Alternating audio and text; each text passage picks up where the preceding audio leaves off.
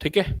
तो इंटीग्रेशन या इंटीग्रल्स जो भी बोल सकते हो, या फिर इसको कई बार एंटी डेरिवेटिव्स भी बोलते हैं। ठीक है, बहुत इंपॉर्टेंट पार्ट है मैथमेटिक्स का। और एक्चुअली ये डिफरेंशिएशन का अपोजिट है, that's why it is also called as anti derivative. ठीक है।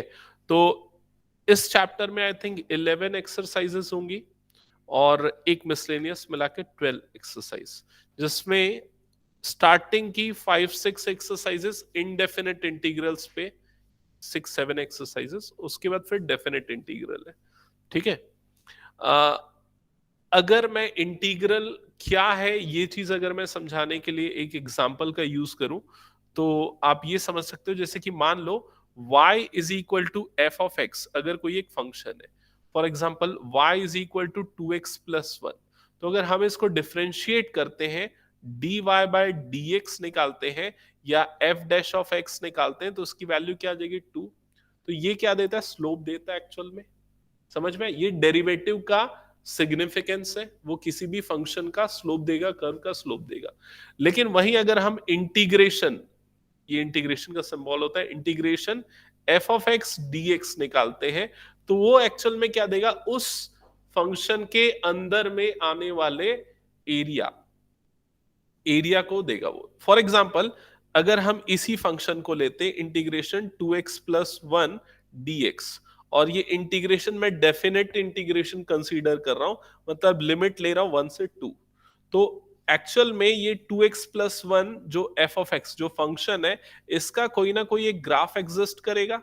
वो इस तरह का होगा, स्ट्रेट लाइन होगा, क्योंकि ये लीनियर फंक्शन है। ठीक है। तो इस लाइन में x इज इक्वल टू 1 से लेके x इज इक्वल टू 2 के बीच में जो रीजन आएगा, उसका एरिया आपको इससे मिलेगा। समझ में आया कि नहीं ये चीज? तो डेफिनेट इंटीग्रल का आपको मीनिंग समझ में आ गया। अगर integration 1 to 2 f of X dx है, मतलब वो फंक्शन का जो ग्राफ है वो, और एक्स एक्सिस, बिकॉज यहां पर क्या है dx, इसलिए एक्स एक्सिस के बीच में जो रीजन आएगा उसका एरिया आपको यहां पर से मिलेगा। क्लियर ये चीज? इंटीग्रेशन एक्चुअल में होगा क्या। अब इंटीग्रेशन कैसे निकालते हैं और उसके नोटेशंस क्या क्या होते हैं, वो सारी चीजें हम यहां पर आगे डिस्कस कर लेते हैं। यहां पर देखो, अगर कोई भी एक फंक्शन है, सपोज ये f of x D x, integration, तो integration f of x D x, तो इंटीग्रेशन के बाद कोई एक दूसरा फंक्शन मिलेगा आपको, जैसे कि डिफरेंशिएशन में भी होता है, एक्स स्क्वायर को डिफरेंशिएट करते तो 2x मिलता है, दैट इज डिफरेंट फंक्शन। तो इसीलिए इस डिफरेंट फंक्शन को कैपिटल एफ ऑफ एक्स से रिप्रेजेंट कर रहे हैं, और प्लस सी, ये जो प्लस सी है ये हमेशा इनडेफिनेट इंटीग्रल के साथ आता है, इसको आर्बिटरी कांस्टेंट बोलते हैं। तो अब यहां पर नोटेशंस के और सिंबल्स के मतलब क्या हुए, टर्म्स के मतलब क्या हुए, वो इस टेबल में दिया है। जैसे कि अगर हम ये लिखते हैं, फर्स्ट वाली चीज देखो, integration f of x d x, मतलब integral of f with respect to x, d x मतलब विद रेस्पेक्ट टू एक्स। अब एफ ऑफ एक्स जो है, जो इस इंटीग्रल के अंदर आ रहा है, उसको इंटीग्रैंड बोलते हैं। इंटीग्रैंड, जिस भी फंक्शन को इंटीग्रेट करते हैं, दैट इज कॉल्ड इंटीग्रैंड। फिर उसके बाद जो x है, मतलब किसके रिस्पेक्ट में कर रहे हैं, x, that is called variable of integration. हो सकता है वो y हो सकता है वो z हो, डिपेंड करेगा कौन सा वेरिएबल है। जैसे कि कई बार हम t के रिस्पेक्ट में, u के रिस्पेक्ट में डिफरेंशिएट करते थे, वैसे इंटीग्रेट भी डिफरेंट वेरिएबल के रिस्पेक्ट में कर सकते हैं। फिर इंटीग्रेट करने बोल रहा है, मतलब फाइंड इंटीग्रल, आपको इंटीग्रल इवेलुएट करना है। Clear? An integral of f, just a second, an integral of F, integral of F मतलब इंटीग्रेशन के बाद जो फंक्शन मिला वो।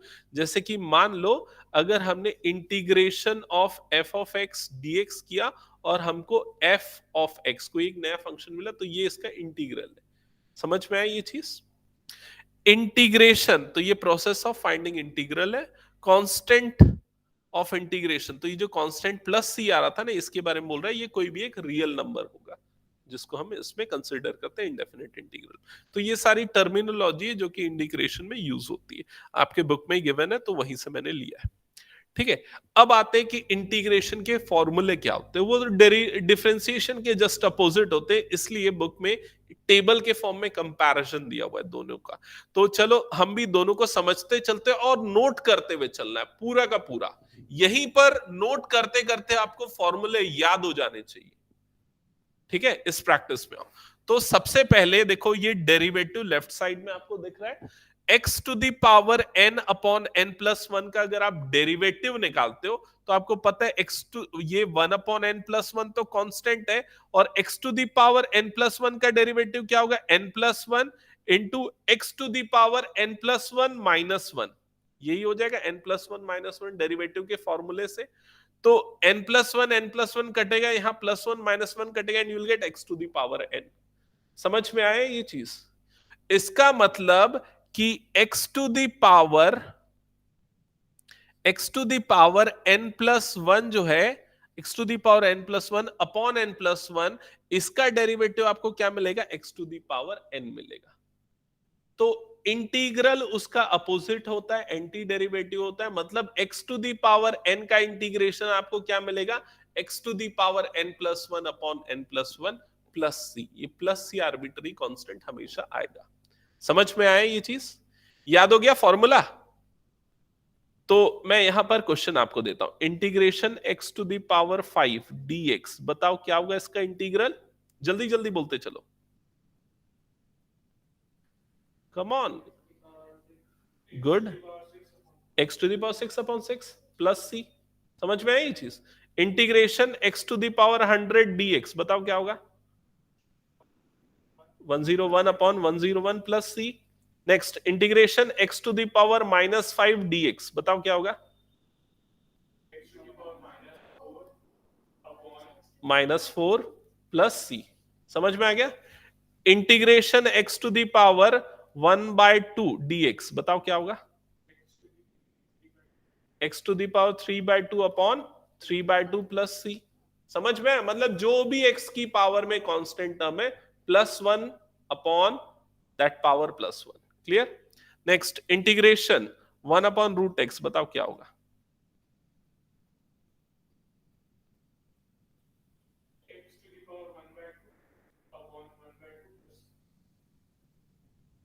बाकी बच्चों को नहीं समझ में आ गया? x, इसको क्या लिख सकते हैं, x टू दी पावर -1/2 लिख सकते हैं ना। ये रूट एक्स को हम क्या लिख सकते हैं, x to the power -1/2 dx, वही फॉर्मूला लगा दो, x to the power n plus one, मतलब minus half plus one upon minus half plus one. समझ में है? तो ये क्या हो जाएगा, x to the power plus half upon plus half, so you will get 2 root x plus c, because इसकी वैल्यू क्या हो जाएगी, रूट एक्स हो जाएगी। समझ में? जल्दी जल्दी करते चलो इसको, एक कुछ छोटे छोटे एग्जांपल्स जो मैं दे रहा हूं, इसी से प्रैक्टिस होगी, इसी से फॉर्मूला याद होगा। ओके, और कुछ क्वेश्चंस दूं ऐसे ही सिंपल वाले। इंटीग्रेशन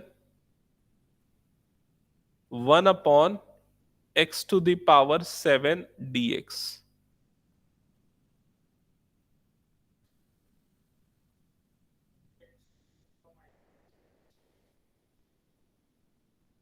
जल्दी बोलो। ओके, ओके, करेक्ट, ठीक है, फर्दर उसको सिंप्लीफाई कर सकते हो। नेक्स्ट, इंटीग्रेशन dx, अगर कुछ नहीं है ऐसा दे दिया तो इसका क्या मतलब हुआ, इसका मतलब हुआ इंटीग्रेशन x की पावर 0, यही हुआ। और x की पावर 0 का इंटीग्रेशन क्या होगा बताओ, x की पावर 0 प्लस वन मतलब 1 अपॉन 0 प्लस वन मतलब 1, that is equal to x। समझ में? और प्लस c जो लास्ट में लगना है सब में। क्लियर हुआ ये चीज? ओके, इंटीग्रेशन सपोज ये है 5x to the power 7 dx, तो क्या होगा, जैसा डेरिवेटिव में होता है ना, कोई कांस्टेंट अगर अंदर मल्टीप्लाइड है तो आप उसको बाहर निकाल सकते हो। तो ये 5 जो है इंटीग्रल के बाहर आ जाएगा, क्या बच जाएगा, x to the power 7 dx। तो 5x to the power 8 upon 8 plus C. Clear हुआ? तो इंटीग्रेशन का जो फर्स्ट फॉर्मूला है उस पे बेस्ड हमने क्वेश्चन प्रैक्टिस कर ली। जो बच्चे ऑनलाइन है क्या उनको समझ में आ रहा है? Roshni, Vanshika, Yes, sir. Anushka, okay Yes, sir. Okay Yes, sir. Okay. अब हम आते हैं नेक्स्ट फॉर्मूला पे। अच्छा, नेक्स्ट फॉर्मूला में आने के पहले मैं एक और एग्जांपल देता हूं, चलो इसी फॉर्मूला पे बेस्ड आप बताना। इंटीग्रेशन 1/x dx क्या हुआ इंटीग्रल?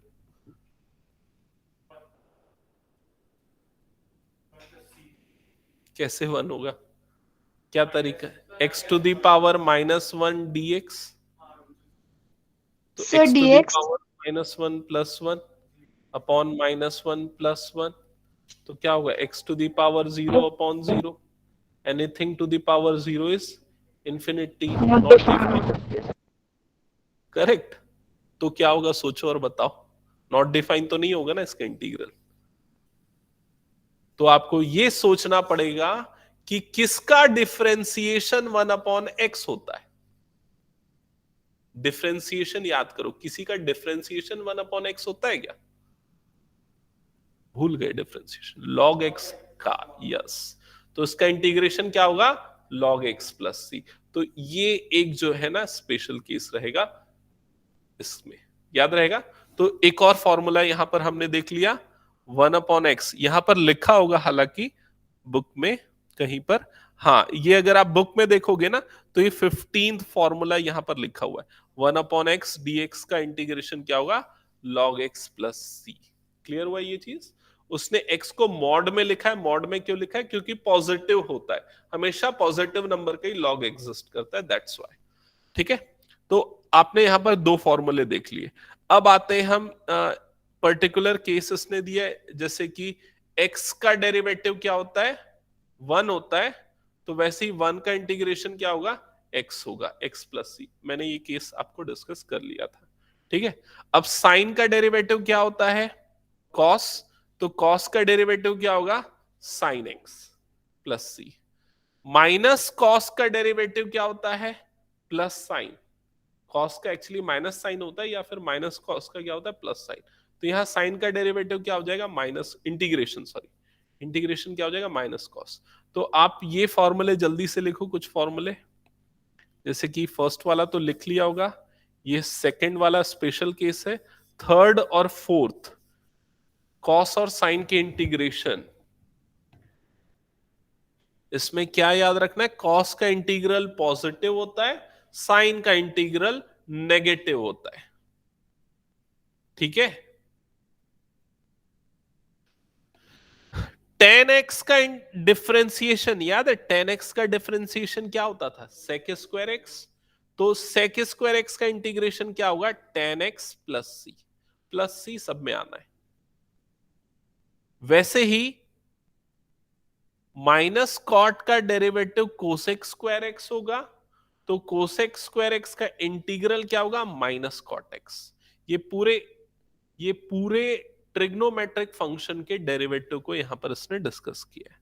ठीक है, फिर सेक एक्स का डेरिवेटिव होता था सेक इंटू टेन, तो सेक इंटू टेन का इंटीग्रल होगा सेक। ठीक है, फिर लास्ट कोसेक इंटू कॉट का इंटीग्रल होगा माइनस कोसेक। यहां तक अगर हो गया तो कंफर्म करना मुझे, सारे ट्रिग्नोमेट्रिक फंक्शंस के इंटीग्रल्स अगर आपने नोट डाउन कर लिए और याद हो गए तो कंफर्म करना। अगर याद हो गए तो बताना, मैं पूछूंगा भी इसको।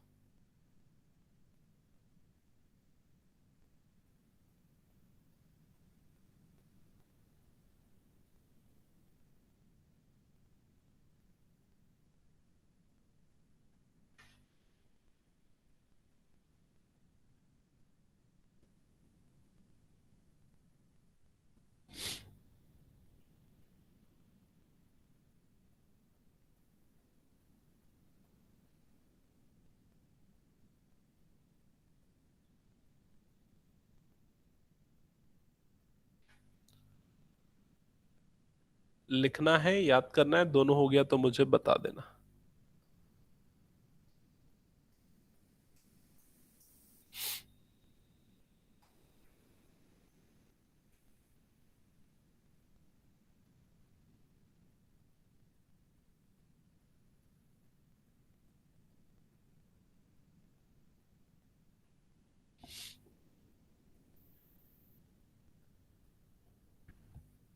दोनों तो नहीं लिख रहे, ये दोनों लिख रहे हो क्या? डेरिवेटिव वाला भी लिख रहे हो क्या?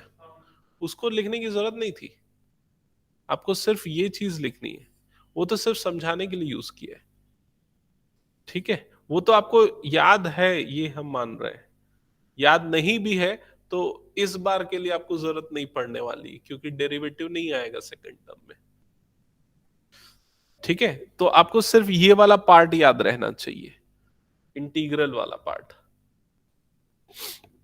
आपको दोनों करना पड़ेगा याद। जब दोनों रहता है तो कंफ्यूजन ज्यादा रहता है, क्योंकि फॉर्मूले तब कंफ्यूज कर देते हैं। ओके, पूछो अब।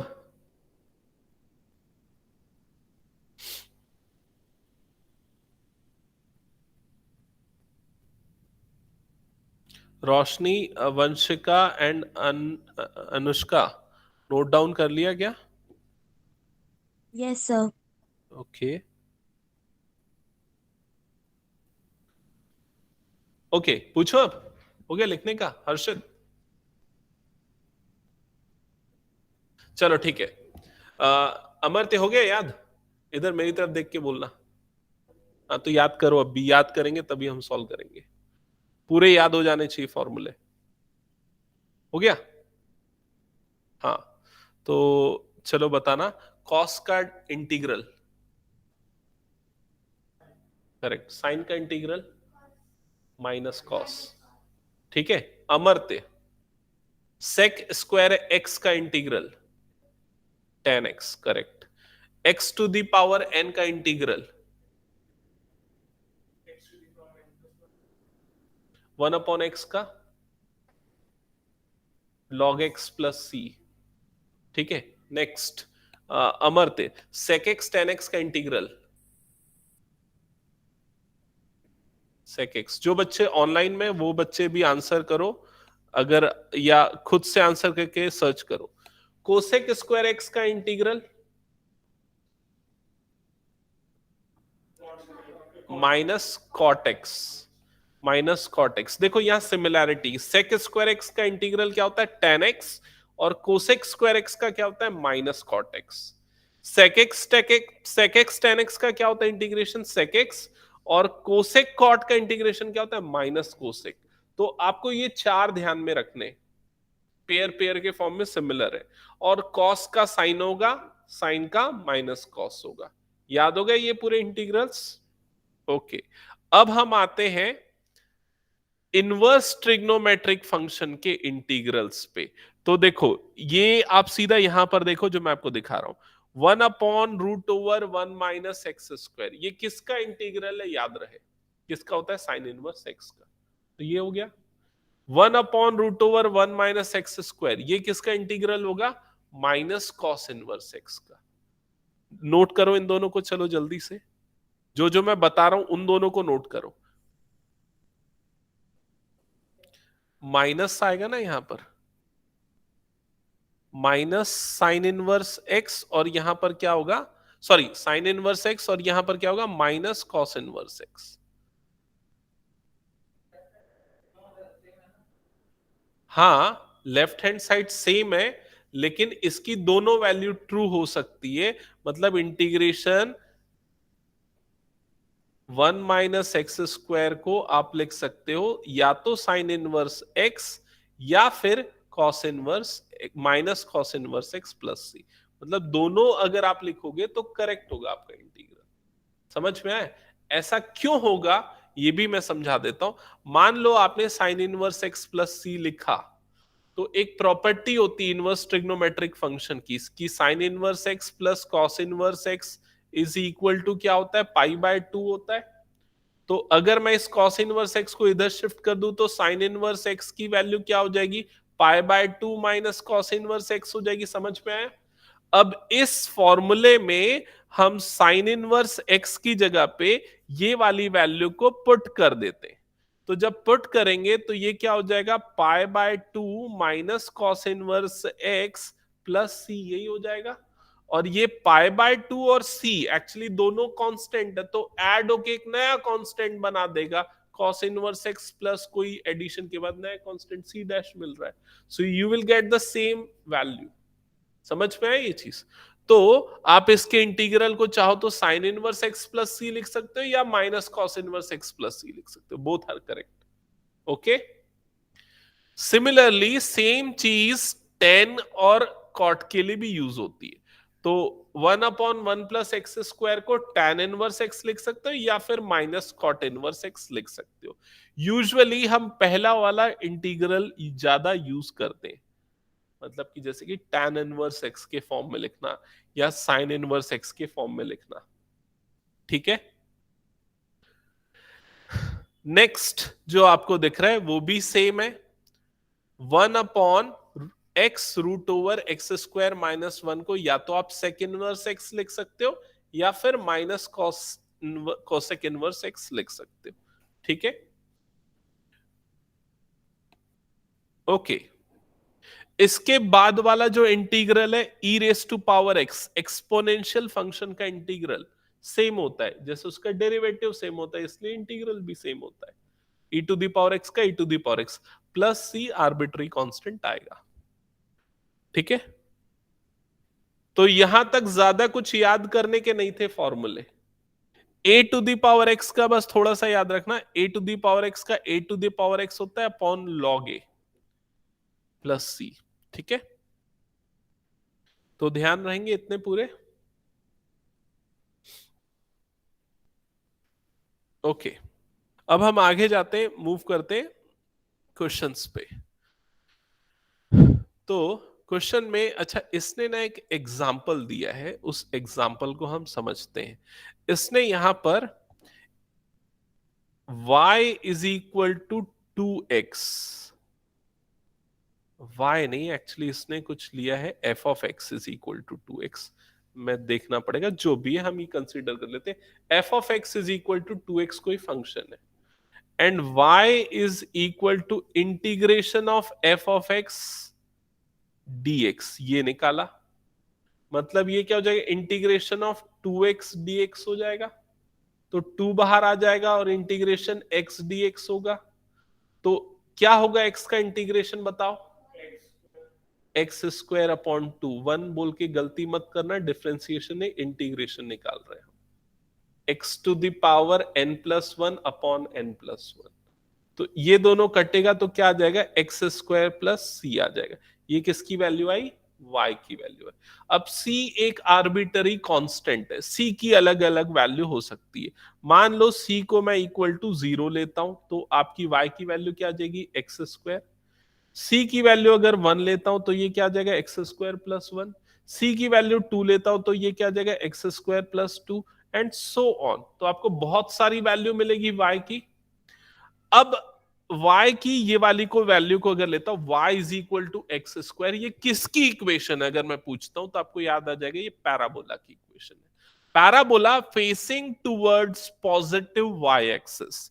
तो ये पैराबोला कहां पर बनेगा, देखो यहां मैं हाईलाइट कर रहा हूं, ये वाला पैराबोला ऐसा बनेगा जिसका वर्टेक्स कहां पर आएगा, ओरिजिन पे. तो ये इसकी इक्वेशन है. समझ में आई ये चीज. लेकिन अगर मैं y is equal to x² plus 1 ले लेता हूं, ये वाली इक्वेशन, तब भी ये पैराबोला ही बनेगा. लेकिन अब इस पैराबोला का जो वर्टेक्स पहले ओरिजिन पे था, अब वो शिफ्ट होके कहां पर आ जाएगा, 1 पे आ जाएगा और ये बन जाएगा वो पैराबोला. समझ में. वैसे ही जब 2 लेंगे तो एक और पैराबोला बनेगा और उसका वर्टेक्स कहां पर आ जाएगा, 2 पे आ जाएगा एंड सो ऑन. सो इसका मतलब इस फंक्शन का इंटीग्रेशन जो हमको ये मिला है, it will give U a family of curve. ये आपको एक फैमिली दे देगा पूरे कर्व्स की, क्योंकि ये जो पूरा आपको पैराबोला का कलेक्शन मिल रहा है, ये पूरा का पूरा उसका इंटीग्रल है और ये पूरा पैराबोला एक फैमिली है. समझ में आ रहा है ये चीज. तो integration of a function will give you family of a function, particular function. तो यहां पर से वो चीज ग्राफिकली उसने एक्सप्लेन किया है. ठीक है. अच्छा, लेकिन जब हम इसको डिफरेंशिएट करेंगे तो क्या होगा, जब हम y is equal to x² plus c को डिफरेंशिएट करेंगे तो क्या मिलेगा, dy/dx that is equal to 2x. 2x मतलब क्या है, 2x मतलब इस कर्व का स्लोप है. आ रहा है समझ में. इस कर्व का स्लोप है एक पर्टिकुलर पॉइंट पे। मान लो वो पॉइंट है x इज इक्वल टू ए, तो इसका स्लोप क्या हो जाएगा 2a। तो देखो यहां पर इसने P3 पे एक लाइन बनाई है, P4 पे एक लाइन बनाई है, तो वो क्या है, उसके टेंजेंट का स्लोप है। आ रहा है समझ में? हमने वो एप्लीकेशन ऑफ डेरिवेटिव में पढ़ा था ना कि dy बाय dx आपको क्या देता है, slope of tangent. Slope of tangent at particular point, तो पॉइंट ए पे, तो पॉइंट ए पे स्लोप, पॉइंट ए पे स्लोप, पॉइंट ए पे स्लोप आपको दिख रहा है P0 P1 P2 P3 पे, ये सारे स्लोप्स, ये सारे टेंजेंट्स है, और उसके स्लोप जो है वो क्या होगा 2a होगा। आया समझ में ये चीज? तो एक्चुअल में ये उसका मीनिंग एक्सप्लेन कर रहा है, ये समझ में न भी आए तो भी आप क्वेश्चन तो बना लोगे पूरे, ठीक है। फिर कुछ प्रॉपर्टीज है यहां पर जो कि इंपॉर्टेंट एज सच उतनी तो नहीं है, जो होंगी मैं बता दूंगा। एग्जाम पॉइंट ऑफ व्यू से प्रॉपर्टी, ये वाली प्रॉपर्टीज उतनी इंपॉर्टेंट नहीं। जैसे कि अगर कोई फंक्शन एफ ऑफ एक्स है, हम उसको इंटीग्रेट कर रहे हैं and then if we will differentiate then we will get the same function F of X, ठीक है। तो इंटीग्रेशन और डिफरेंशिएशन एक दूसरे को कैंसल आउट कर देता है। फिर उसके बाद बोल रहा है अगर दो इनडेफिनेट इंटीग्रल्स है विद सेम डेरिवेटिव्स, मतलब किसी दो फंक्शन के सेम डेरिवेटिव्स है, then they lead to same family of curve, तो दोनों सेम फैमिली ऑफ कर्व से बिलोंग करेंगे, सो दे आर इक्विवेलेंट, और इसलिए दोनों को इक्विवेलेंट कंसीडर करेंगे। एक एग्जांपल से समझाता हूं इस प्रॉपर्टी को। मान लो f of x is equal to है x square plus 1, g of x is equal to है एक्स स्क्वायर प्लस 2, तो दोनों सेम फैमिली से बिलोंग कर रहे हैं, पैराबोला की फैमिली से। दोनों का derivative F dash of x की वैल्यू क्या होगी 2x, और जी डैश ऑफ एक्स की वैल्यू भी क्या होगी 2x। तो इसका मतलब क्या है कि दोनों के दोनों इक्विवेलेंट कंसीडर होंगे, दैट्स इट, और कुछ नहीं है, ठीक है। उस इसका भी उतना कोई ऐसा सच यूज नहीं है, उसका एक्सप्लेनेशन यहां पर हालांकि दिया है। फिर उसके बाद ये वाला जो प्रॉपर्टी है बोल रहा है अगर F of X plus G of X कोई दो डिफरेंट फंक्शन का इंटीग्रेशन है, तो हम उसको सेपरेट करके इंटीग्रेट कर सकते हैं, ठीक है। जैसे कि अगर integration of X plus sine x अगर आपको निकालना है, x plus sine x D x, that will be integration of x D x plus integration of sine x D X. समझ में आ गया ये चीज? नेक्स्ट प्रॉपर्टी है, ये वाली प्रॉपर्टी तो ऑलरेडी मैंने थोड़ी देर पहले एक्सप्लेन कर दी थी। इंटीग्रेशन 2x dx है, तो 2 को आप कांस्टेंट है बाहर निकाल सकते हो, तो इंटीग्रेशन x dx हो जाएगा और वो इंटीग्रेट हो जाएगा फर्दर। क्लियर ये चीज? फिर उसके बाद नेक्स्ट प्रॉपर्टी यहां पर जो है कि अगर कोई फंक्शन f1 है जिसमें k1 कांस्टेंट मल्टीप्लाई, f2 है जिसमें k2 कांस्टेंट मल्टीप्लाई, तो k1 integration of f1x, k2 integration of f2x and so on, इसको लिख सकते हैं इस तरह से। एक एग्जांपल बता रहा हूं, जैसे कि integration 2x square minus 3 sine x dx, अगर ये है तो आप इसको क्या लिख सकते हो, 2 times integration x square dx minus 3 times integration sine x dx, ये कर सकते हो। तो 2 का इंटीग्रेशन क्या, एक्स स्क्वायर का क्या हो जाएगा x cube upon 3 minus 3 sine x का इंटीग्रेशन क्या होता है minus cos x, plus last में एक ही कांस्टेंट प्लस सी आ जाएगा। समझ में आई ये चीज? ये हो जाएगा इसका फाइनल इंटीग्रेशन। क्लियर ये चीज? तो मैं आगे बढ़ जाऊं। ओके, इसके बाद आ जाती फर्स्ट एक्सरसाइज। तो फर्स्ट एक्सरसाइज में इसने जो इनिशियली कुछ क्वेश्चंस दिए हैं वो ऑब्जर्वेशन के बेसिस पे एंटी डेरिवेटिव या फिर इंटीग्रल्स निकालो, ये बोला है। ऑब्जर्वेशन करके मतलब किसका डेरिवेटिव ये होता है, ये ऑब्जर्वेशन आपको देखना पड़ेगा। जैसे कि साइन 2x, तो किसका डेरिवेटिव साइन 2x होता है, तो वो होता है 1/2 माइनस कॉस 2x का, ऐसा कुछ होता है। वो सब ऑब्जर्वेशन करना ज्यादा टफ हो जाएगा। बेटर देन दैट हम सीधा इंटीग्रेशन पढ़ ले, क्योंकि कभी एग्जाम में ये नहीं बोलता कि ऑब्जर्वेशन के थ्रू इंटीग्रल निकालो। हमारा अगर ऑब्जेक्टिव एग्जाम है तो फिर उसमें ये चीज हम कंसीडर नहीं करेंगे, ठीक है। नहीं, ऑब्जर्वेशन के थ्रू निकालना है तो आंसर तो वही आने वाला है। ऑब्जेक्टिव मतलब हमारे एग्जाम के क्वेश्चंस बनने चाहिए, वो ऑब्जेक्टिव है। उस हिसाब से देखा जाए तो हम ये वाले पार्ट को ऑब्जर्वेशन से सॉल्व नहीं करेंगे, सीधा इंटीग्रेशन करके सॉल्व करेंगे, ठीक है। तो मैं क्वेश्चन नंबर 7 से आपको बताऊंगा अभी सॉल्व करना है क्वेश्चंस, और उसके बाद 1 से लेके 6 के जो क्वेश्चंस है वो हम सेकंड एक्सरसाइज के साथ में सॉल्व करेंगे, बिकॉज उससे रिलेटेड क्वेश्चंस है। तो क्वेश्चन नंबर 7 चलो स्टार्ट करते हैं, 7 एंड 8।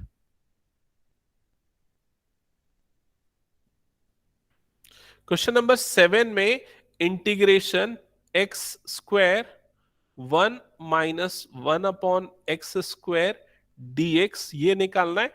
ये सॉल्व करने के पहले मैं आपको एक चीज और बता दूं कि integration f of X into G of X dx अगर ऐसा इंटीग्रेशन है तो इसको हम सेपरेट नहीं कर सकते। It is not equal to F of x D X into G of x D X. समझ में आ रहा है? जैसे नहीं, ऐसा नहीं होता। जैसा कि डिफरेंशिएशन में भी अगर D by D x of F of X into G of X होता है तो उसमें सेपरेट नहीं होता ना, वैसे इंटीग्रेशन में भी ये सेपरेट नहीं होगा। क्लियर हुआ ये चीज? इसमें भी प्रोडक्ट रूल लगेगा इंटीग्रेशन का, जिसका नाम है इंटीग्रेशन बाय पार्ट्स, जो आगे आएगा तब हम समझेंगे। फिलहाल आपने ये समझ लिया कि ये रूल अप्लाई नहीं हो सकता। क्लियर ये चीज? तो अब इस क्वेश्चन को सॉल्व करने के लिए हम क्या करेंगे? हम हम ये जो एक्स स्क्वायर वाली टर्म है इसको अंदर मल्टीप्लाई कर देंगे। जब ये एक्स स्क्वायर मल्टीप्लाई होगा तो ये पूरा क्या हो जाएगा? Integration x square minus 1 dx ये हो जाएगा। अब इसको हम सेपरेट कर सकते हैं, integration x square dx minus integration 1 dx। X square का इंटीग्रल क्या होता है? X cube upon 3। 1 का इंटीग्रेशन क्या होता है? एक्स, और लास्ट में क्या आ जाएगा? Plus C. तो ये हो जाएगा आपका आंसर। समझ में आ गया? सिमिलरली क्वेश्चन नंबर 8 सॉल्व करो।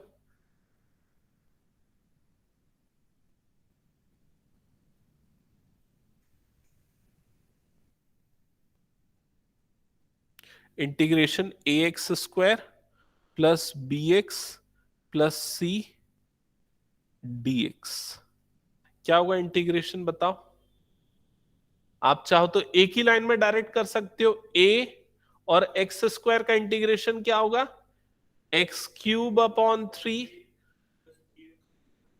प्लस बी एक्स का होगा एक्स स्क्वायर अपॉन 2। सी का क्या होगा? सी एक्स, और प्लस कांस्टेंट लगाना है तो C1 या C2 या C डैश ले लो। सी लोगे तो नोटेशन सेम हो जाएगा ना, इसलिए अलग लेना है। ठीक है, समझ गए? ओके, सिमिलरली आगे के क्वेश्चंस करो। Question number 9, 10, 11 and so on. अमरते हो गया ना 8th? रेस कर दूं? जो बच्चे ऑनलाइन में है बन रहा है उनका? कुछ डाउट होगा तो पूछ लेना Yes, sir. कहीं पर भी। ओके, कुछ समझ में नहीं आया, कुछ डाउट होगा तो बिल्कुल पूछना इमीडिएटली। तो 9th का इंटीग्रेशन सीधा देखते साथ बता सकते हो वैसे तो आप लोग। सोचो तब तक। हाँ,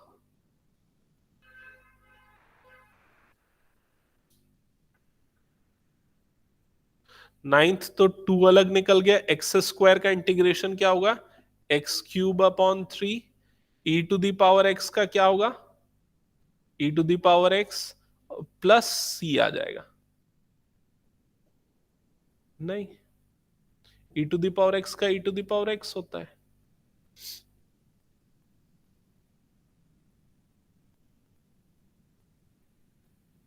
ठीक है, 9th हो गया। क्वेश्चन नंबर 10 पे आ जाते हैं। चेन रूल जो डेरिवेटिव में हुआ करता था वो इंटीग्रल में नहीं है। ठीक है, तो ऐसा मत सोचना वो एक्स स्क्वायर का डेरिवेटिव 2x वाला जो होता है वो यहां पर अप्लाई नहीं होगा। आपको इसको पहले सिंप्लीफाई करना पड़ेगा। तो सिंप्लीफाई जब करोगे तो a minus b whole square apply होगा। So it will be a square मतलब कि x प्लस बी स्क्वायर मतलब कि 1 अपॉन एक्स माइनस 2ab मतलब -2 into root X into 1 upon root X. dx, ये बन जाएगा. So we'll get integration of x plus 1 upon x minus 2 dx. अब बताओ क्या क्या होगा इंटीग्रेशन.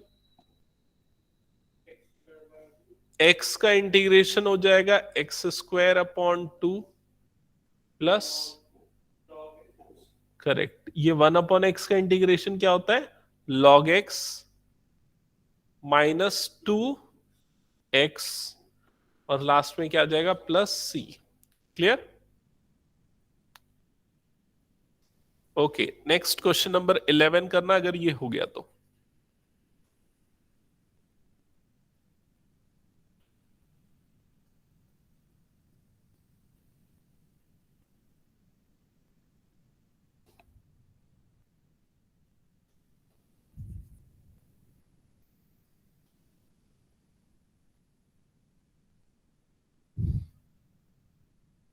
ओके, सो इंटीग्रेशन क्या करोगे बताओ 11th में. सबसे पहले सेपरेट कर दोगे तो x cube upon x square plus 5x² upon x square minus 4 upon x square, bracket close, dx, ये बन जाएगा एक्सप्रेशन.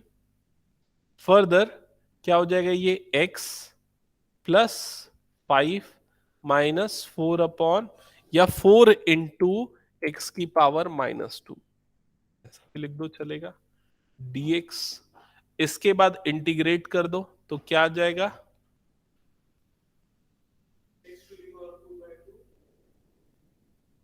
हम्म हम्म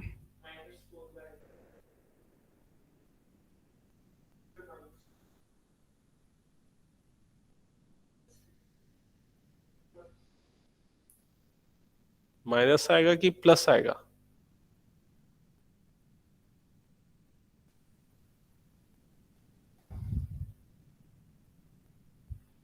इसका जब इंटीग्रेशन करोगे तो क्या होगा, X to the power minus 2 plus 1 upon minus 2 plus 1, यही बनेगा. मतलब X to the power minus 1 upon minus 1. So ये वाला जो माइनस 1 है, इस माइनस के साथ उसको क्या बना देगा, प्लस बना देगा. ठीक है. ओके, हो गया.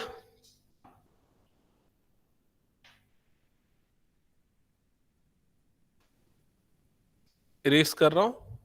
नेक्स्ट क्वेश्चन पे आ जाते हैं, क्वेश्चन नंबर 12.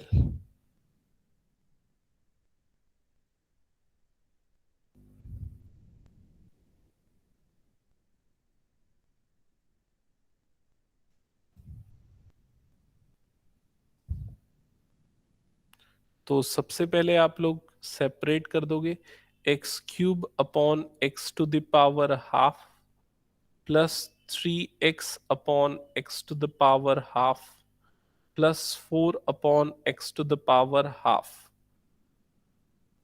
dx. ठीक है. Further it will be integration x to the power laws of exponent 3 minus 1 by 2, so you'll get 6 minus 5 by 2 plus 3 times x to the power 1 by 2 plus 4 times x to the power minus 1 by 2 into dx. इसके बाद integrate कर दो, x to the power 7 by 2 upon 7 by 2 plus 3x to the power 3 by 2 upon 3 by 2 plus 4x to the power 1 by 2 upon 1 by 2.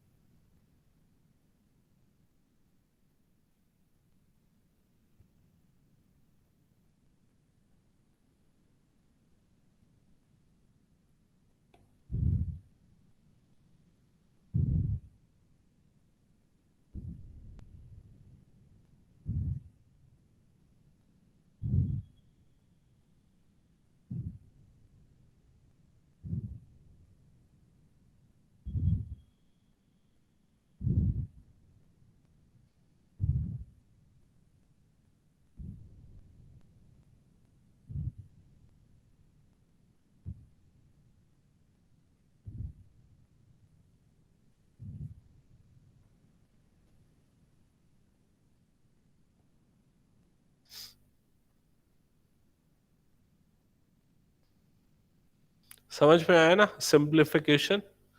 ठीक है, simplification मैंने इसलिए बता दिया क्योंकि अभी तो हम प्रैक्टिस कर रहे हैं।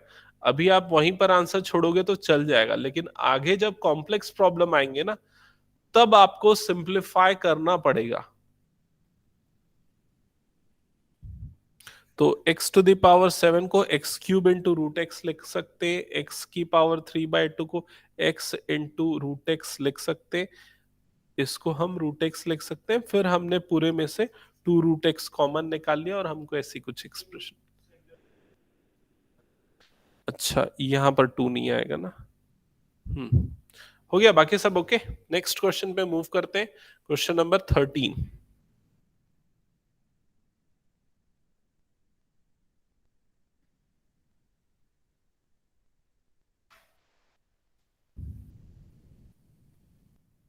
बताओ कैसे बनेगा 13 क्वेश्चन।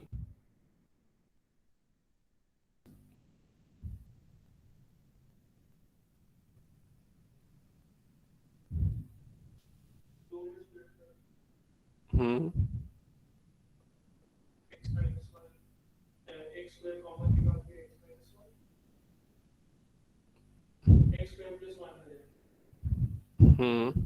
करेक्ट।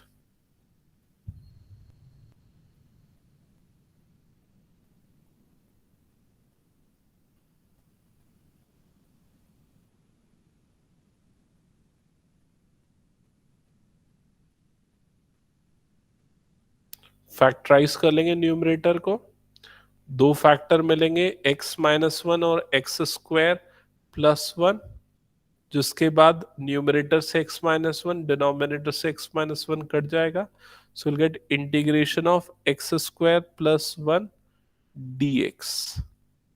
एंड फर्दर जब इंटीग्रेट करोगे तो क्या हुआ इंटीग्रेशन बताओ?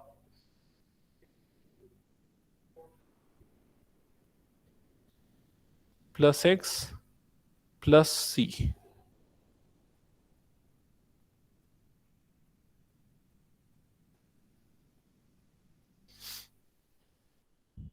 नंबर 14 करो फिर।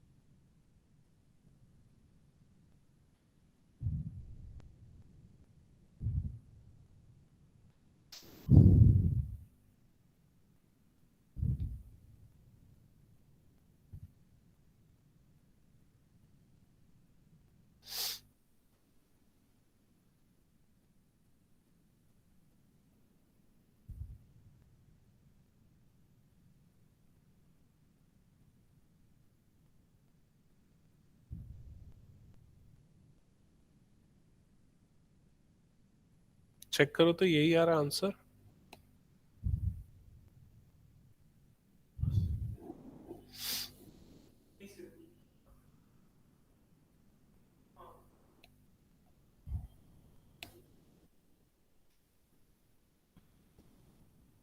गुलप्रीत, आ रहा है ये अलग आ रहा है?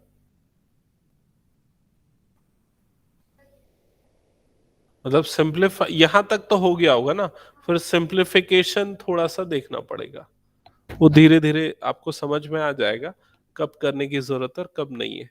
हो सकता है बुक का आंसर वो उसने यहीं पर छोड़ दिया हो, एक बार चेक करना तो बुक में क्या आंसर कहां पर छोड़ा है।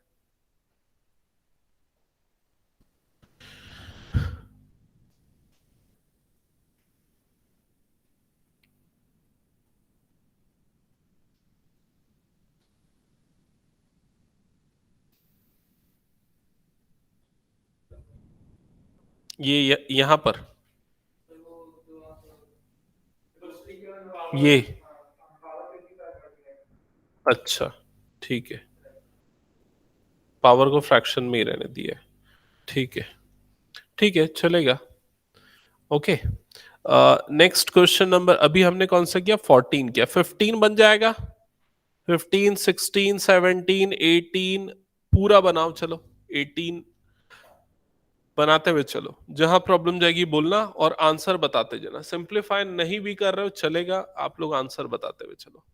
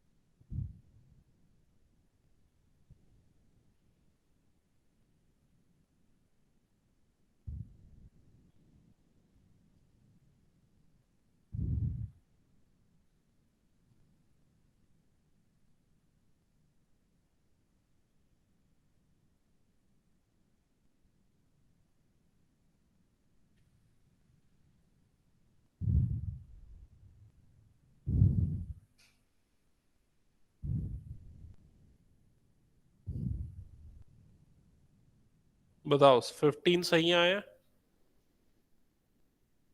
Yes, sir. ओके गुड, 16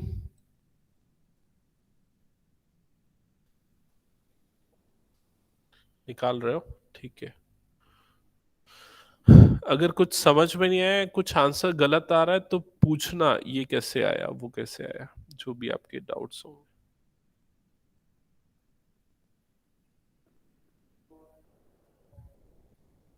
क्या मेरा गलत आया क्या, 15th का कौन सा वाला, ये वाला, हाँ, अच्छा अच्छा अच्छा अच्छा, थ्री, ये रूट एक्स है ना, तो उसका भी तो होगा ना, 3x⁴ 1/2, 3/2, 3/2 अपॉन 3/2 होगा, हाँ करेक्ट करेक्ट, हाँ मेरा गलत है, अब बाकी सब ठीक है, हाँ ठीक है।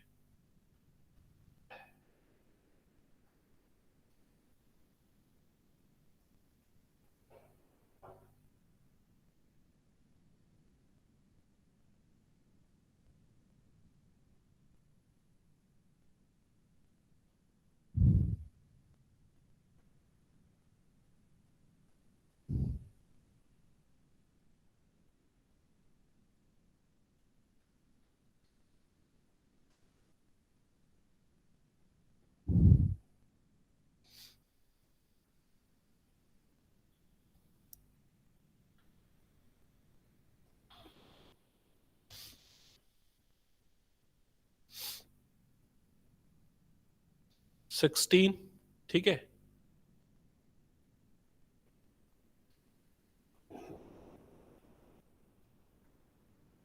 Okay,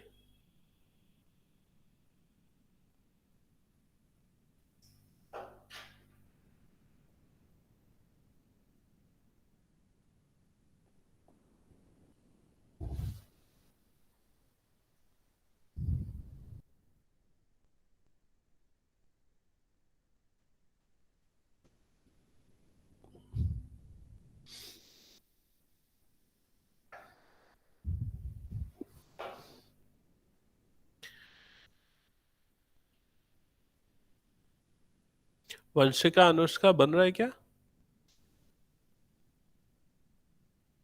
Yes, sir. ओके,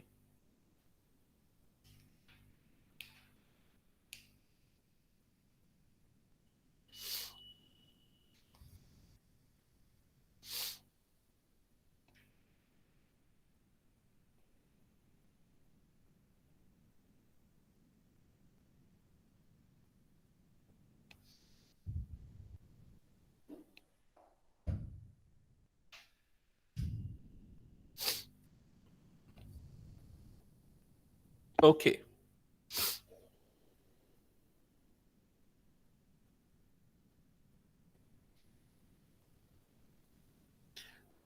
17 तक हो गया। 18, 18 में सिर्फ ब्रैकेट ओपन करना है, तो ये सेक स्क्वायर एक्स हो जाएगा और ये वाला पार्ट क्या हो जाएगा, sec X tan X. Sec square X का इंटीग्रेशन क्या होता है? अच्छा, टेन एक्स का डेरिवेटिव क्या होता है? Sec square X. तो सेक स्क्वायर एक्स का इंटीग्रेशन क्या होगा, टेन एक्स, तो इसलिए टेन एक्स। जो दूसरा पार्ट आ रहा है वो क्या आ रहा है, सेक एक्स टेन एक्स आ रहा है। तो सेक एक्स टेन एक्स का इंटीग्रेशन क्या होता है, सेक एक्स। तो बस ये हो गया tan x plus sec x plus c. ठीक है। 18th अमर्त्य कौन सा बना रहा है? हो गया 19। क्या आ रहा है 19 का आंसर?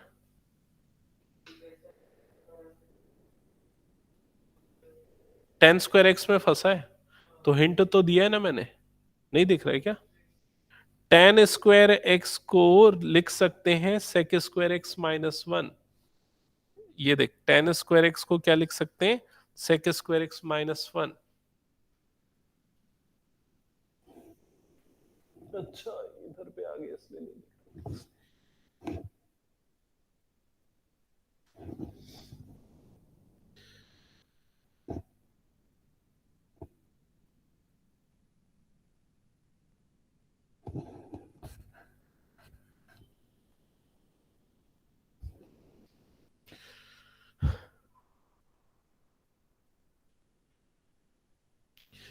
क्या रहा है फिर 19th का answer? Tan x minus x plus c. ठीक है। गुलप्रीत, कुछ प्रॉब्लम तो बताओ। ये पहला स्टेप समझ में आया क्या? क्वेश्चन नोट किया था? सेक स्क्वायर को वन अपॉन कॉस स्क्वायर लिखा और कोसेक को one upon sine. Sine square ऊपर जाएगा तो sine upon cos tan square हो जाएगा। टेन स्क्वायर क्या होता है, सेक स्क्वायर माइनस वन। फिर सेक स्क्वायर का इंटीग्रेशन टेन होता है। सेक स्क्वायर का थोड़ी देर पहले हमने डिस्कस किया था ना, सेक स्क्वायर का टेन होता है। वन का क्या होता है, एक्स होता है plus C. That's it. 20th question. 20th question ये सामने आपको दिख रहा है, बताओ कैसे बनेगा, कैसे सिंप्लीफाई करना है। यस, चलो सॉल्व करो 20th।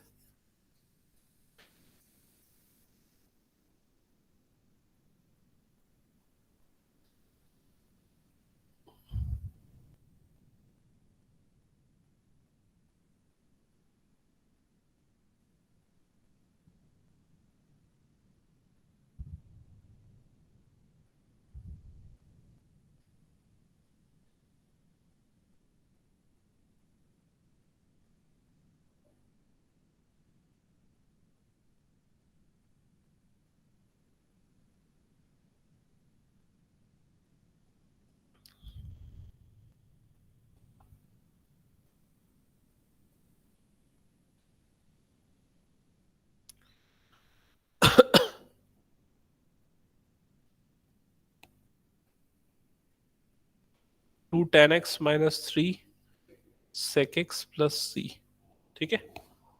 ओके, फिर उसके बाद दो क्वेश्चंस और बच गए, 21 एंड 22। चलो जल्दी से उनको डिस्कस कर लेते हैं।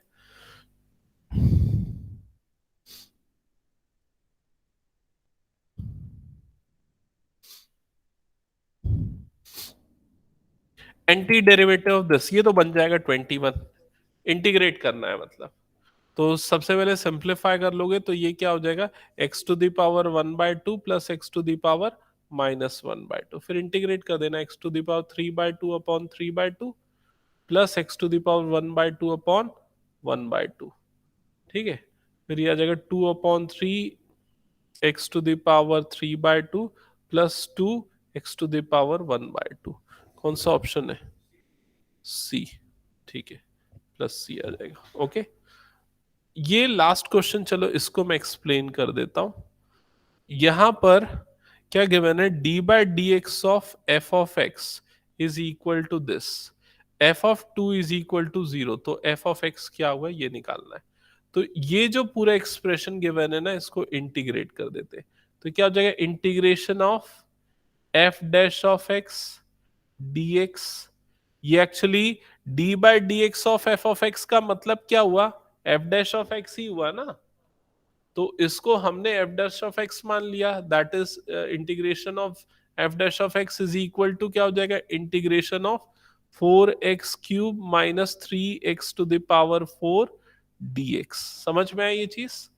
तो इसका integration f dash of x का इंटीग्रेशन क्या होगा, एफ ऑफ एक्स हो जाएगा, that is equal to right side में इंटीग्रेशन करोगे तो क्या हो जाएगा, x की पावर 4 अपॉन 4 और ये 4 कट जाएगा, माइनस 3x की पावर -3 अपॉन -3, ऐसे ही हो जाएगा, प्लस सी।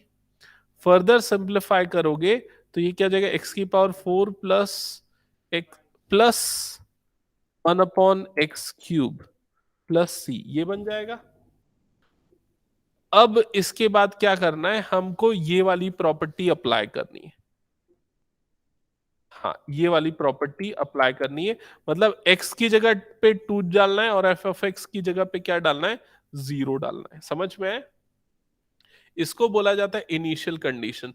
तो put x is equal to 2 and f of x is equal to 0, C आएगा ना। अभी पुट करेंगे तब वो सॉल्व होगा, ठीक है। तो चलो पुट करते हैं इसमें। जब हम पुट करेंगे x की जगह पे 2, तो ये क्या हो जाएगा, f of 2 that is equal to 2 की पावर 4 प्लस 1/2 की पावर 3 प्लस सी, ये हो जाएगा। f ऑफ 2 की वैल्यू क्या है, 0 है, तो ये हो जाएगा 0 is equal to 2 to the power 4 मतलब 16 प्लस 1/8 प्लस सी। तो 0 is equals to 128 plus 1 upon 8 that is equal to C. So you'll get C is equal to, sorry, plus C. Plus C. So C is equals to minus 129/8। और अब ये जो C की value आई उसको वापस इस जगह पे पुट कर दो, तो आपको f ऑफ x की वैल्यू क्या मिल जाएगी, x की पावर 4 प्लस 1/x³ माइनस 129/8। तो कौन सा ऑप्शन करेक्ट होगा, ऑप्शन ए। समझ में आया। तो अब ये समझ में आया ये सी की वैल्यू का मतलब क्या होता है, आर्बिट्री कांस्टेंट, और वो कैसे निकाली जाती है। वो तभी निकाली जा सकती है जब आपको इनिशियल कंडीशंस गिवन हो। ये जो आपको चीज गिवन थी ना, इसको बोला जाता है इनिशियल कंडीशंस। मतलब x is equal to 2, f of x is equal to 0, जिससे आपका आर्बिटरी कांस्टेंट c निकल जाता है, जिससे एग्जैक्ट वैल्यू मिल जाती है। क्लियर हुआ ये चीज। तो ऐसे कुछ क्वेश्चंस में दिए हुए होते हैं जिसको आपको सॉल्व करना है। तो फर्स्ट एक्सरसाइज हमने सॉल्व कर लिया यहां पर। अब उसके बाद नेक्स्ट क्लास में हम सेकेंड एक्सरसाइज स्टार्ट करेंगे। नेक्स्ट क्लास में देखो इंटीग्रेशन, जैसे कि अगर आप लोगों को याद होगा, डेरिवेटिव्स के भी अलग अलग रूल थे। प्रोडक्ट रूल से हमने क्वेश्चन किए, चेन रूल से क्वेश्चन किए, पैरामेट्रिक फॉर्म से किए, और क्वेश्चन रूल से किए, अलग अलग रूल अप्लाई किए थे। ट्रिग्नोमेट्रिक सब्स्टिट्यूशन था, लॉगरिथमिक का एप्लीकेशन था। वैसे ही मेजरली 3 टाइप के इंटीग्रेशन अप्रोच यहां पर देखेंगे। पहला तो इंटीग्रेशन बाय सब्स्टिट्यूशन, दूसरा इंटीग्रेशन बाय पार्शियल फ्रैक्शन और तीसरा इंटीग्रेशन बाय पार्ट्स। ये integration by substitution actually chain rule का सब्स्टिट्यूट है। जैसा चेन रूल होता था ना वहां पर, वैसे ही टाइप का चीज यहां पर है कि कैसे हम अगर ऐसा दे दिया जाए कि साइन 5x तो उसको कैसे इंटीग्रेट करेंगे, ये सारी चीजें हम इंटीग्रेशन बाय सब्स्टिट्यूशन में देखेंगे। इंटीग्रेशन बाय पार्ट्स मतलब कि integration x into sine x दे दिया, तो मल्टीप्लीकेशन अगर है, प्रोडक्ट रूल अगर है, तो वो कैसे देखेंगे, वो इंटीग्रेशन बाय पार्ट। और पार्शियल फ्रैक्शन एक कंप्लीट अलग अप्रोच है, उसके एक सर्टेन टाइप के क्वेश्चंस होंगे जो मैं आपको बताऊंगा। ठीक है, तो ये 3 अप्रोचेस है। मेरे ख्याल से जो नेक्स्ट एक्सरसाइज है वो सब्स्टिट्यूशन पे बेस्ड है, उसके बाद वाली बाय पार्ट्स पे है। हाँ, ये सब्स्टिट्यूशन है, फिर अलग अलग करके ऐसे 3 एक्सरसाइज, ये 3 अप्रोचेस के ऊपर होंगी।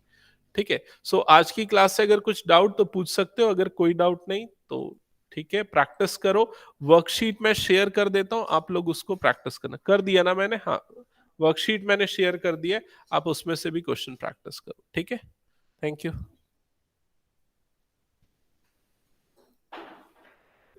Thank you, sir. वेलकम।